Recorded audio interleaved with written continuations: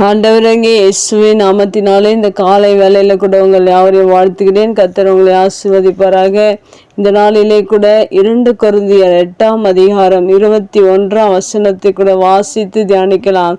கர்த்தருக்கு முன்பாக மாத்திரம் அல்ல, மனுஷருக்கு முன்பாகவும் யோக்கியமானவைகளை செய்ய நாடுகிறோம். மிக அருமையான வேதவசனம்.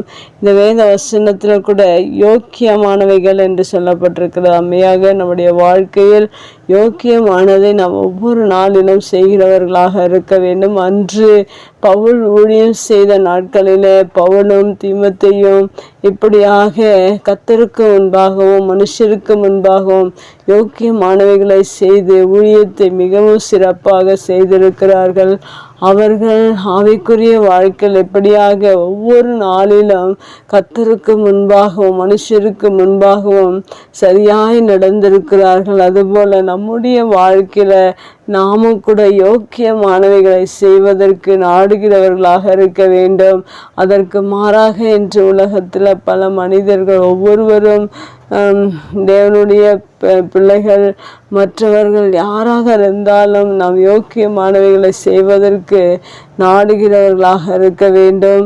நாம் ஒவ்வொரு நாளிலும் யோக்கியமானதை செய்யும்போது அது மற்றவர்கள் ரட்சிப்புக்கும் விசுவாசத்திற்கும் பரிசுத்தத்துக்கும் ஏதுவாக இருக்கும். அப்படிதான் பவுல் அப்படியாய் ஊழியம் செய்திருக்கிறார்.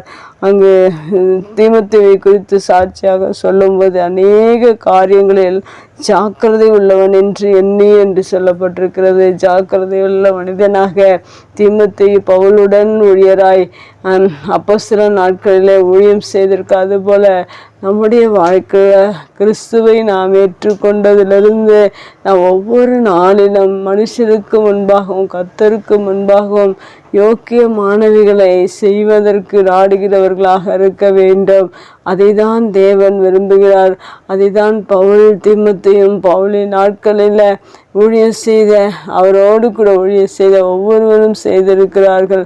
இன்றைக்கு விசுவாசிகளாக இருக்கிறவர்களும் ஊழியம் செய்கிறவர்களும் கர்த்தரை விசுவாசிக்கிற ஒவ்வொரு மனிதர்களும் இந்த வேத வசனத்தின் பிரகாரம் ஒரு சிலர் மனிதருக்கு முன்பாக யோக்கியமாக இருப்பார்கள், ஆனால் கர்த்தருக்கு முன்பாக இருக்க முடியாதபடி தவறி விடுவார்கள். ஒரு சிலர் கர்த்தருக்கு முன்பாக யோக்கியமானதை செய்வார்கள், மனிதர்களுக்கு முன்பாக அதை செய்ய தவறி விடுவார்கள். இப்படி நாம் இல்லாதபடிக்கு தேவனுடைய பார்வையில் ஒவ்வொரு நாளும் யோக்கியமானதை செய்கிறவர்களாக இருக்க வேண்டும். மனுஷர் முன்பாகவும் யோக்கியமானவைகளை செய்கிறவர்களாக இருக்க வேண்டும்.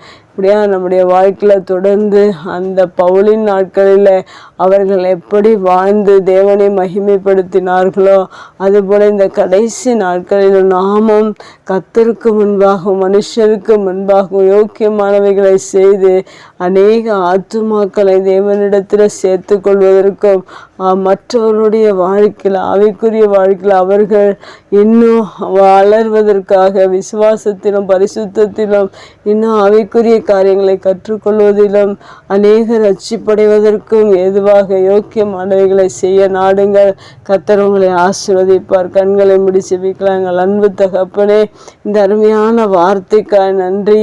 நாங்கள் இந்த பூமியில் கர்த்தருக்கு முன்பாகவும் மனுஷருக்கு முன்பாகவும் ஒவ்வொரு நாளும் யோக்கியமானவைகளை செய்து நாங்கள் ஆவிக்குரிய வாழ்க்கையில் இன்னும் வளர்ச்சி அடைய நாங்கள் இன்னும் எல்லாவற்றிலும் நாங்கள் ஜாக்கிரதை உள்ளவர்களாக எல்லா காரியங்களிலும் ஆவிக்குரிய வாழ்க்கையில் சபையின் காரியங்களில் குடும்ப காரியங்களில் இன்னும் எல்லா காரியங்களையும் நாங்கள் சரியாய் ஜாக்கிரதையாய் நம்முடைய வசனத்தை போதிக்கிறதில் எல்லா காரியங்களிலும் நாங்கள் மிகவும் ஜாக்கிரதையாக யோக்கியமானவர்களாக வாழ்ந்து உமக்கு சாட்சியுள்ள பிள்ளைகளாய் வாழ்ந்து அநேக ரட்சிப்புக்குள்ள வழி நடத்த நீர் எங்களுக்கு உதவி செய்வீராக.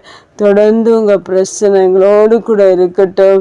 இந்த வார்த்தை கேட்கிற ஒவ்வொரு பிள்ளைகளும் இப்படியாக கர்த்தருக்கு முன்பாக மனுஷருக்கு முன்பாக யோக்கியமானதை செய்வதற்கு நீ ஒவ்வொருவரையும் தகுதிப்படுத்துவீராக. தொடர்ந்து உங்கள் பிரச்சனை எங்களோடு கூட இருக்கும்படியா உடைய சமூகத்தில் எங்களை தாழ்த்தி ஒப்பு கொடுக்கிறோம். இயேசுவின் நாமத்தில் ஜெபம் கேளும் நல்ல பிதாவே, ஆமேன்.